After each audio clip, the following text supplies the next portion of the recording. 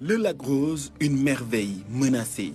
Le site touristique le plus visité au Sénégal après l'île de Gorée est attaqué de toutes parts par une urbanisation sauvage. Nous sommes ici entre le lac et l'océan Atlantique, une zone très importante pour l'écosystème.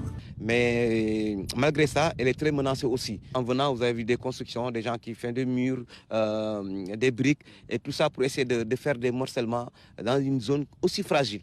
Parce qu'on est à quelques mètres de la mer, on peut avoir l'érosion côtière, l'avancement de la mer, et la mer peut déborder. C'est parce que ce n'est pas pour rien qu'on a mis une bande de filao de l'axe Dakar jusqu'à Saint-Louis. Je crois que c'est bien pour protéger la Grande Côte. Le bornage illégal se fait même jusqu'à l'intérieur des filaos. Une catastrophe vu le rôle de l'arbre. En effet, le filao vaut de l'or. Ce sont des arbres qui protègent les habitants de la montée des eaux. Son feuillage joue un rôle de brise-vent.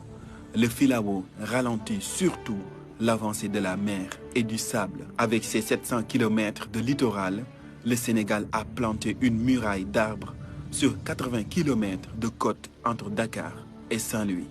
C'est parce que ce n'est pas pour rien qu'on a mis une bande de filao de l'axe Dakar jusqu'à Saint-Louis. Je crois que c'est bien pour protéger la Grande Côte. Mais malheureusement, cette bande de filao-là, elle est très menacée. Les gens font des coupures tous les jours, en train de terrasser les dunes de sable tous les jours.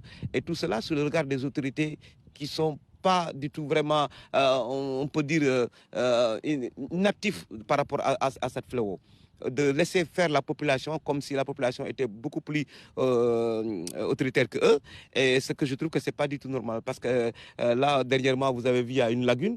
Cette lagune-là joue un rôle très important pour l'augmentation des eaux vers le lac. Mais il n'y a même pas une semaine, il y avait un promoteur qui était venu pour le remblayer, pour faire des constructions.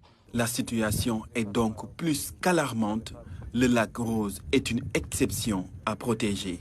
Une zone touristique qu'on appelle le lac Rose, qui fait partie des zones les plus visitées à Paris de Gorée au Sénégal, qui fait partie des endroits vraiment exceptionnels dans le monde, sur le paysage. Même quand vous demandez les tours opérateurs qui vendent la destination au Sénégal, le lac Rose fait partie de leurs produits particuliers. Parce que la particularité du lac Rose, vous ne l'avez pas partout dans le monde. Nous lançons une autorité, surtout le président de la République, d'ailleurs qui a fait pas mal de choses sur le lac Rose, en parlant du pôle urbain du lac Rose, parce que tout ça, je pense que c'est pour mieux aménager, mieux vendre la destination du Sénégal, mais à travers ces ministres aussi, qui sont chargés à veiller, en tout cas sur ces directives, de descendre sur le terrain, de voir en tout cas ce qui se passe au niveau de la Rose pour pouvoir prendre des mesures correctes pour que les gens puissent arrêter cette fléau. Mais surtout le ministère du Tourisme, qui est vraiment fait partie de nous parce que c'est notre ministère. Donc le lac Rose, c'est son produit. Malheureusement, il n'est jamais venu au lac Rose. Et ça aussi, je trouve que c'est dommage qu'avoir ce produit-là et vous ne mettez pas les pieds là-bas pour mieux voir la situation que les acteurs vivent actuellement.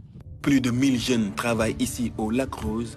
Cette urbanisation incontrôlée risque d'emporter sur son passage ce bijou de la destination Sénégal, si aucune mesure n'est prise pour y mettre un terme.